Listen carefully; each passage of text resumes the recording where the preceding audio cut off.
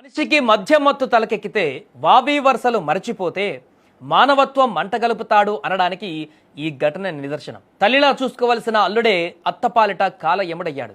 కుటుంబ కలహాల సాగుతో కన్న తల్లి లాంటి అత్తను కిరాతకంగా కరెంటు షాక్ ఇచ్చి హతమార్చాడు. మహబూబాబాద్ జిల్లాలో జరిగిన ఈ దారుణ ఘటన ఇప్పుడు స్థానికంగా సంచలనం సృష్టిస్తుంది. మహబూబాబాద్ జిల్లా గార్లా మండలం మంగలి తండాలో ఈ హత్య విషాదంతం చోటు చేసుకుంది. నిందితుడు రాజేష్ గత కొంతకాలంగా కుటుంబ కలహాలతో సతమతమవుతున్నాడు.